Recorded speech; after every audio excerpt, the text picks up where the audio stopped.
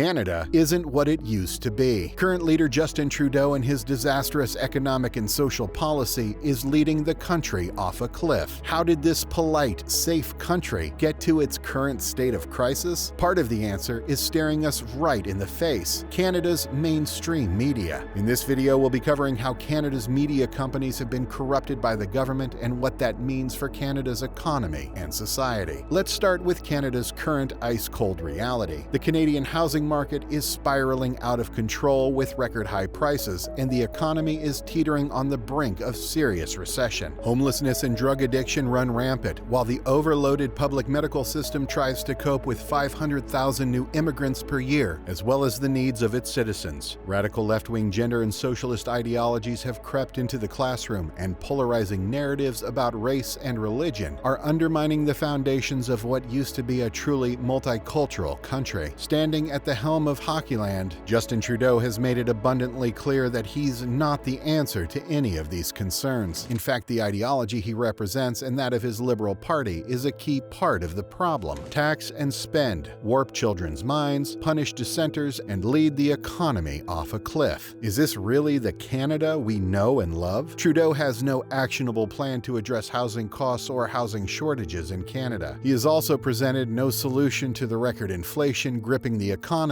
and has backed far-left social ideologies and race-baiting narratives to the hilt. Trudeau has even gone so far as to call the burning of immigrant-run churches as understandable and cover up for friends in numerous corruption scandals. Trudeau's playbook is always the same. He viciously attacks anybody who disagrees with him, claiming he represents diversity. Pierre Trudeau's son has brought record division to Canada, famously dismissing those who disagreed with him during the pandemic as a small fringe minority, and falsely smearing them as racist extremists who need to be separated from society. No true opposition to Trudeau will be tolerated. Canada's Deputy Prime Minister and Minister of Finance, Chrystia Freeland, famously froze the bank accounts of those involved in the non-violent trucker freedom convoy in 2022, part of an ongoing witch hunt now taking place that mirrors the prosecution of non-violent January 6 demonstrators in the United States. Capping off her extrajudicial financial freezing of accounts, Freeland invited a known Nazi war veteran to speak in front of the House of Commons in 2023. Is this really what Canada needs? Is this really what we've become? The Liberal Party NDP government coalition is marching the country into an economic, political, and social catastrophe that could take decades to recover from. In such a scenario, you'd think the Canadian media would be holding Mr. Trudeau to account. After all, isn't the job of reporters to hold those in power accountable? As British journalist Malcolm Muggeridge put it, news is anything anybody wants to suppress. Everything else is public relations. But Canada's mainstream media isn't being truthful or helpful about what's happening in the Great White North. In fact, they're making it much worse and keeping many ordinary Canadians in the dark about the true extent of the storm on the horizon. Sadly, Canada's corrupt left-leaning media is going out of its way to cover for Trudeau, particularly the state-funded Canadian Broadcasting Corporation, or CBC. This isn't by mistake. When Trudeau's government bailed out the nation's print media to the tune of $600 million in 2019, they made it much harder for Canada's papers to remain actually independent. How strongly would you criticize the person who writes your paychecks? It's not like every outlet got bailed out in 2019 either. Only those deemed as legitimate by the government of Canada. This sounds like it's out of Soviet Russia. But keep in mind, we are now 4 years into this worsening media nightmare in which Trudeau and his allies have bought off large swaths of Canada's commentariat. Previous Prime Minister Stephen Harper's attempts to defund the CBC marked Canada's right as opponents of the state-funded media, and the print bailout in 2019 made it clear that Trudeau knows how to pay off his friends in the media. As long as the CBC doesn't step too far out of line from its liberal apologism and mainstream media keeps criticism of Trudeau mild, the money keeps flowing. As for attacks on those who disagree with Trudeau, anything goes. During the height of the pandemic, at the point that Trudeau was issuing daily reminders for Canadians to receive the COVID vaccination, Canada's highest subscribed newspaper, the Toronto Star, published an edition expressing frustration from some pro-vaccine advocates over those who didn't want the jab. One comment urged hospitals to let them die if Canadians decided not to get the vaccine. The words were printed in large print on the front page of the Star, going out to 90,000 digital subscribers and over 290 90,000 print subscribers. It's not as if the Star's virulent headline was a one-off rarity. Canadian media is dripping with contempt and dismissal for those who don't find themselves as supporters of Trudeau's new normal. From the economy to social issues and politics, Canadians are being told to sit down and shut up. But here's the raw truth. Trudeau's government isn't just slightly flawed, it's literally tripping over itself with nepotism and insider favors as it drives a clown car off the cliff.